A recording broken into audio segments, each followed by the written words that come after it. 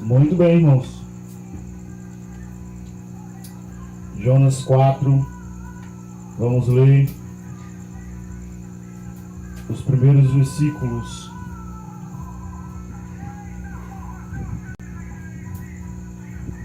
Mas isso desagradou extremamente a Jonas e ele ficou irado. E orou ao Senhor e disse: Ah, Senhor, não foi isso que eu disse estando ainda na minha terra? Por isso é que me apressei a fugir para Tarsis, pois eu sabia que és Deus compassivo e misericordioso, longânimo e grande em benignidade, e que te arrependes do mal. Agora, ó Senhor, tira minha vida, pois me é melhor morrer do que viver. Vamos orar. Pai, muito obrigado, Deus, por esses dias aqui. Ó Deus maravilhoso, nós estamos passando esses dias em comunhão, aprendendo da Tua Palavra, Deus, o que é muito bom. Relembrando, Senhor, algumas verdades das Tuas Sagradas Escrituras, aprendendo sempre algumas novas e Teu Espírito Santo renovando, Senhor, novas experiências espirituais para nós. Deus, muitas vezes, quão distante nós estamos da Tua Palavra, ó Deus, e ao estudar o livro, os acontecimentos do dia nos confrontam com a Tua Palavra. Ó Deus, e quantas vezes, mesmo diante da Tua Palavra, nós preferimos a nossa vontade. Deus, quebra o nosso coração, quebranta, Senhor, a nossa vida, para que, Senhor, a Tua vontade prevaleça na nossa história. Assim, Deus, eu te oro e te agradeço, em nome do Teu amado Filho, Jesus o Cristo.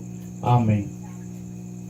Eu anotei 4 pontos aqui para a gente falar rapidamente e sobre esse capítulo de número 4. Jonas foi chamado de entre os israelitas, tantos profetas que Deus tinha para chamar, e Deus foi lá e chamou a Jonas. Certamente o intuito de Deus era passar uma mensagem para toda a Israel, para todo o povo. No entanto, Deus também queria trabalhar o coração do homem. Nenhuma mensagem de Deus, nenhuma missão de Deus é genérica, mas sempre Deus tem uma função específica, um desafio específico e uma missão específica quando Ele trabalha em alguma circunstância na nossa vida. Um exemplo é quando em João capítulo 4, Jesus tinha que ir para Samaria.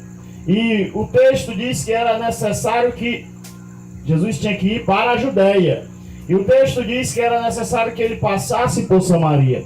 Nós sabemos que tinha outro caminho pelo qual Jesus podia chegar à Judéia. Todavia, era necessário ele ter um encontro com a mulher. E ali, através do encontro com aquela mulher, transformar o coração dela.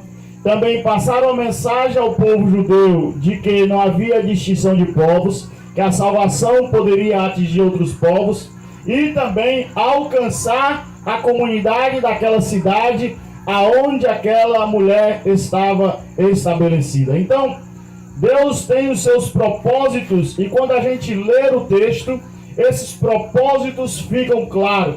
Deus poderia ter chamado qualquer outro profeta em Israel.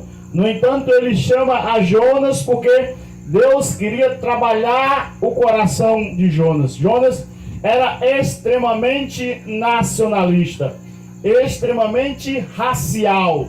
Ele era exclusivista quanto à mensagem divina. Ele acreditava que a mensagem divina era somente para o povo de Israel. Por isso que ele excluía outras nações que ele acreditava serem mais pecadoras do que o povo de Israel. Essa ideia não germinou apenas na cabeça e na mente de Jonas. Há outros profetas, como, por exemplo, Abacuque. Abacuque vai responder ao Senhor quando Deus diz que iria enviar a Babilônia para servir de correção para Israel. E Abacuque vai dizer como é que o Senhor pode usar uma nação mais pagã do que nós para então julgar o teu povo. Então havia sempre essa ideia de que Israel era mais puro, de que Israel era mais santo e que Israel era o único alvo da mensagem divina. Deus vai tratar o coração de Jonas ao fazer esse chamado para ele ir pregar em Nínive. Certamente a mensagem divina, meus irmãos, sempre tem um alvo, tratar alguma coisa específica na nossa vida. Quando nós ouvimos a palavra de Deus, nós sempre temos que meditar em qual ponto Deus deseja tratar a nossa vida. Ou senão, nós vamos passar a nossa vida cristã toda ouvindo pregações e sermão, e nada do que nós ouvimos desce ao nosso coração. Por quê? Porque nós nunca pensamos que ponto da mensagem Deus deseja tratar no nosso caráter. Aqui, o estado espiritual de Jonas é um estado terrível. E são 4 pontos que destacam isso. E eu vou passar por eles rapidamente, porque os irmãos estão cansados. Tiveram um dia muito difícil. O primeiro ponto que eu queria tratar com os irmãos aqui é que quando a vontade de Deus desagrada a nossa vontade, isso causa ira em nosso coração. Quando a vontade de Deus ela é contrária à nossa vontade, isso causa ira em nosso coração. Nós sempre desejamos ouvir a voz de Deus. Nós oramos pedindo respostas para Deus. Então nós dobramos o nosso joelho, temos uma causa específica, temos um objetivo específico, e quando a resposta vem, e quando os acontecimentos ocorrem na nossa história, e são contrárias à nossa vontade, isso causa ira no nosso coração, causa desgosto na nossa vida, causa frustração na nossa história. Nós sempre, algumas vezes, não sei se já aconteceu na sua vida, acontece na minha, sempre há uma decepção e uma frustração de dizer não era assim que eu queria, não era desse jeito que eu queria.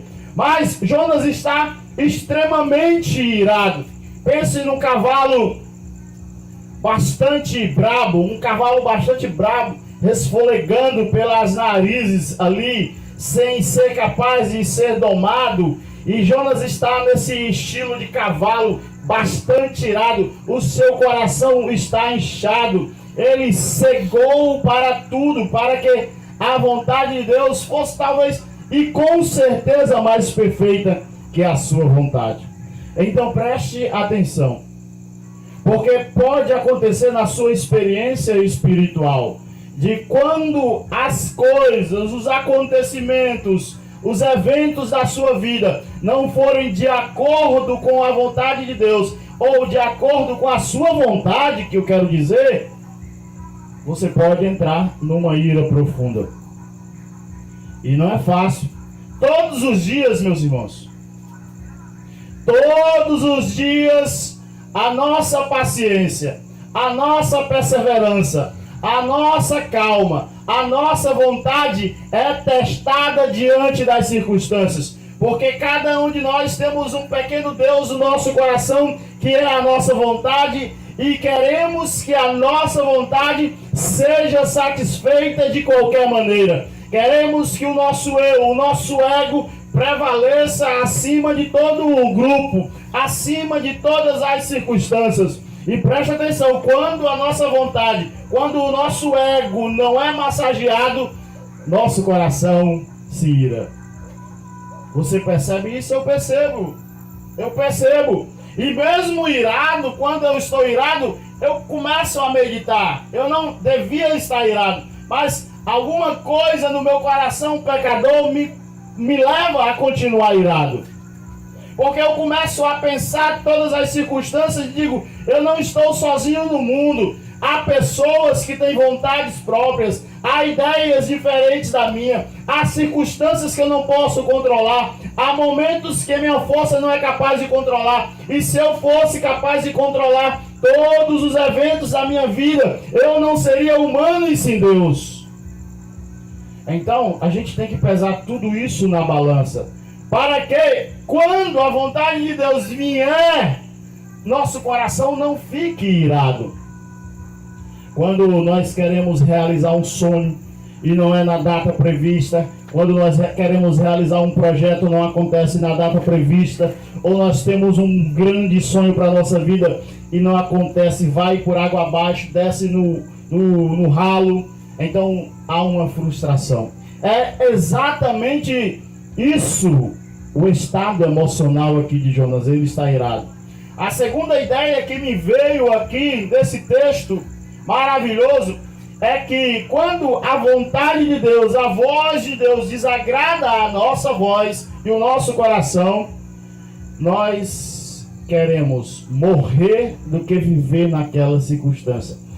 Presta atenção, mesmo que aquela circunstância seja melhor para milhares e milhares de pessoas, mesmo que tudo esteja bem, se não foi o meu plano, se não foi o meu projeto, se não foi de acordo com o que eu desejei, com o que eu planejei, se não é o meu plano que está sendo colocado em prática, o meu coração, ele deseja que aquilo não aconteça, mesmo que seja bom para milhares de pessoas. É melhor que eu morra do que eu estar nessa situação. Nós perdemos a razão, nós perdemos a capacidade de raciocinar. Jonas perdeu a capacidade de pensar. Jonas, ele escureceu os olhos espirituais. Jonas toldou o seu coração. Ele não era mais capaz de pensar. Tantas e tantas pessoas naquela grande cidade. Uma grande cidade para a época. Uma metrópole para a época. Mas Jonas, eu quero lá saber disso. Eu não quero participar dessa festa. Eu não quero participar dessa alegria. Eu não quero saber se tudo vai bem. Eu não quero saber se as circunstâncias estão boas para vocês. Eu quero que se exploda, eu quero é morrer. Então perceba como é um coração contrariado. Nós viramos o diabo. Nós somos piores do que o diabo quando os nossos planos não vão bem, quando os nossos planos não dão certo. Você quer ver o diabo em pessoa? Veja uma pessoa irada e contrariada dentro de casa. Eu não quero saber do meu marido, eu não quero saber de nada, eu não quero saber se ele está ocupado, eu não quero saber de nada. Eu quero que aconteça aqui e agora. É os meus planos, é os meus projetos, são as minhas ideias e que o resto se exploda. Jonas, a gente olha para Jonas assim, que é isso, Jonas? Se acalma, acalma. Mas nós somos pequenos Jonas. Nós somos pequenos Jonas. Talvez em algum momento da sua vida você já foi um Jonas. Talvez em algum momento da minha vida eu já fui um Jonas. E nesse instante, como diz o nosso irmão, o Espírito Santo parece que tira férias. Parece que nós viramos touros soltos no pasto, totalmente irados. Então, quando a vontade de Deus contraria a minha vontade, causa ira, é melhor que eu morra do que participar da festa. Que é isso? Por que eu não posso me alegrar com meus irmãos? Por que eu não posso estar um pouco contrariado? Por que minha vontade tem que ser feita? Por que tem que ser no meu horário? Por que tem que ser do meu jeito? Por que tem que ser de acordo com as minhas circunstâncias? E a opinião dos outros? A opinião do Roberto, a opinião do Bibi, a opinião da Ana Clara, a opinião da Vitória, a opinião do João, a opinião do pastor Júnior, como é que não importa? Então, nós estamos vivendo em grupo. Deus tem projetos, Deus tem modos de agir, Deus tem modos de atividade, e nem sempre esses modos de atividade incluem satisfazer a minha vontade caída e pecadora. Então, quando você for contrariado no trabalho, quando você for contrariado na família, quando você for contrariado no argumento, mesmo que você esteja certo, às vezes o melhor é ficar calado. O melhor é ficar calado. Não é fácil engolir, botar pra dentro. Não é fácil calar. Não é fácil você ter razão e ficar calado. Mas Jonas está nesse estado aqui, um touro solto no pasto. Mas preste atenção que as ações de Jonas vão só caindo. É ladeira abaixo, é escada abaixo. O estado de Jonas está totalmente descontrolado. É um Jonas irreconhecível. Nós lemos a oração de Jonas 2, é uma oração belíssima, mas parece que aquilo tudo ficou para trás e Jonas está descontrolado. Jonas 4:6 nos mostra uma lição bastante importante. Jonas 4:6 diz assim: e fez o Senhor Deus nascer uma abobeira e fê-la crescer por cima de Jonas, para que lhe fizesse sombra sobre a cabeça, a fim de o livrar do seu enfado. Jonas alugou um espaço fora da cidade de Nínive e sentou lá, esperando que descesse fogo do céu e que de alguma maneira Deus se arrependesse de ter perdoado o povo, e então caísse fogo do céu. E Deus, por misericórdia e graça, por bondade a Jonas, fez crescer uma planta sobre ele, fez nascer uma abobeira para que eu livrasse do enfado. Presta atenção que aqui tem uma lição bastante maravilhosa para mim, talvez para você também. E a lição é: quando o nosso coração está irado, quando nós estamos descontrolados, há uma tendência de nós esquecermos as outras grandes bênçãos que o Senhor nos dá, os outros grandes privilégios e bondades que o Senhor derrama sobre nós. Nós ficamos tão frustrados, nós ficamos tão desesperados de raiva, que nós esquecemos as outras bondades. Só para constar: fôlego de vida, saúde, ter uma família, amigos ao redor, ter uma igreja, ter companheiros dessa jornada espiritual, ter aquilo que Deus nos dá como trabalho, ter tudo isso nós esquecemos. O que importa é aquele ponto. Aquele ponto desagrada, ele cresce e vira uma montanha, vira o Ararat. E todas as outras bênçãos ficam escondidas atrás daquela ira. Isso acontece, meus irmãos. Isso é fruto do meu coração e do seu coração pecador. Essa é a experiência de Jonas que se reflete quando nós estamos contrariados. E uma ação muito boa para que nós possamos refletir é: tá certo, minha vontade foi contrariada aqui, significa que eu não sou Deus, significa que eu não sou limitado, significa que eu sou servo e não Senhor, significa que há outras vontades ao meu redor, significa que há outros propósitos. Tá certo, tá tudo bom. Que Deus então traga os meus olhos espirituais, que Deus traga à minha mente, que Deus traga ao meu coração, que eu possa desfrutar de todas as outras bênçãos que o Senhor tem derramado ao meu redor. Não importa que a minha vontade prevaleça, pouco importa que a minha palavra seja a última, que eu fique calado na reunião. O que me importa é que eu possa olhar ao meu redor para todas as bênçãos espirituais e as bênçãos materiais, as bênçãos físicas que o Senhor tem derramado sobre mim. Quando a gente é adolescente, essa experiência de frustração é grande. Eu digo outra, abrindo aspas aqui: essa nova geração de crianças que está subindo para a adolescência vai ser uma geração de adolescentes frustrados, porque quando criança tem de tudo e não recebe o não, e de repente no meio da sociedade, no caos da realidade, no calor da realidade, quando eles perceberem que a sua vontade não prevalece, que o seu eu não vai prevalecer, que ele não vai ter tudo na hora que ele quer, cresce frustrado emocionalmente. Não pode receber o não, que logo se fecha e se frustra. Isso é fruto de crianças que não foram ensinadas que a sua vontade não é o máximo, que você não é o rei do universo. Portanto, quando acontece isso que aconteceu com Jonas, nós voltamos à época de adolescente, à época de birra, à época de criança, que nós percebemos, você não me deu o que eu quis, eu chorei.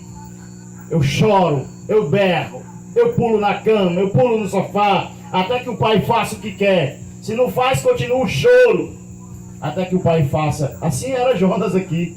Uma criança espiritual e imatura. Mas tenho a última lição que eu queria repartir com os irmãos nessa meditação minha e sua aqui.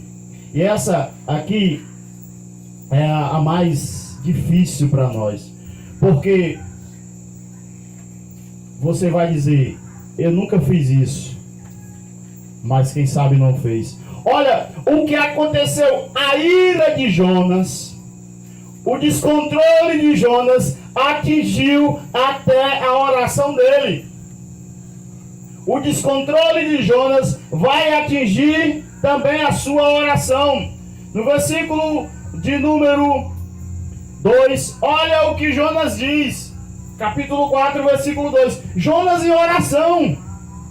Cadê aquele coração grato? Ficou para trás. Cadê aquele espírito alegre por o Senhor ter salvado ele do fundo do mar? Foi esquecido. Aqui no versículo 2, Jonas orou ao Senhor e disse: Senhor, não foi isso que eu disse estando ainda na minha terra? Por isso é que me apressei a fugir para Tarsis, pois eu sabia que és Deus compassivo e misericordioso, longânimo e grande em benignidade, e que te arrependes do mal. Jonas não estava feliz pelo arrependimento do povo de Nínive, e ele manifesta isso na sua oração.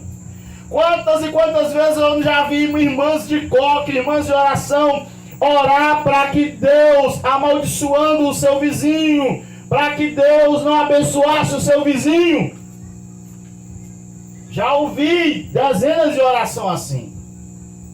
A pessoa é capaz de se ajoelhar e aquele momento de comunhão e devoção com Deus, desejar o mal do seu próximo, desejar que Deus amaldiçoe o seu próximo.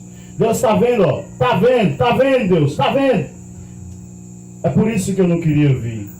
Então o nosso coração pecador, por isso que o apóstolo Paulo diz que nós não sabemos orar como convém.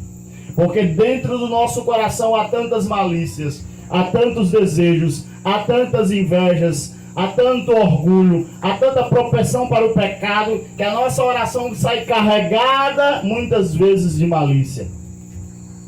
E é por isso que o Espírito Santo que intercede por nós, louvado seja Deus, ele purifica a nossa oração e entrega a nossa oração diante do trono da graça do jeito que o Senhor vai aceitar e vai nos responder. Porque se eu confiar na minha capacidade de orar, eu estou ferrado. Eu estou perdido, porque muitas vezes eu vou orar como Jonas. E a última circunstância aqui que eu queria trazer é que quando nós estamos com o coração assim, nós não olhamos para o bem-estar espiritual do próximo. Olha o último versículo desse capítulo. O livro de Jonas termina sem uma conclusão. E é para que, como se fosse, para que nós pudéssemos meditar. Será que eu estou sendo como Jonas? O que aconteceu com Jonas? Deus perdoou a Jonas? Nós não sabemos. Mas será que Deus é capaz de nos perdoar? Será que Deus é capaz de transformar a nossa vida? Olha o último versículo aí. Quando o nosso coração está contrariado, quando a nossa vontade não é feita, nós esquecemos o bem-estar espiritual de uma nação inteira. E não hei de eu ter compaixão da grande cidade de Nínive, em que há mais de 120 mil pessoas que não sabem discernir entre a sua mão direita e a sua mão esquerda, e também muito gado. O que o autor quer dizer aqui, provavelmente, é que havia ali, por base, no cálculo simples, 120 mil crianças que ainda não sabiam discernir entre a mão esquerda e a mão direita. Se haviam 120 mil crianças, imagina aí o número de adultos que não havia naquela cidade. E Jonas, por causa do seu coração endurecido, por causa do seu racismo judaico, Por causa do seu nacionalismo judaico, ele queria que essas milhares de pessoas, incluindo as crianças, fossem para o inferno, fossem para o lago de fogo. Meus irmãos, quando o nosso coração está contrariado até a mensagem do Evangelho, nós fechamos para não entregar para pessoas.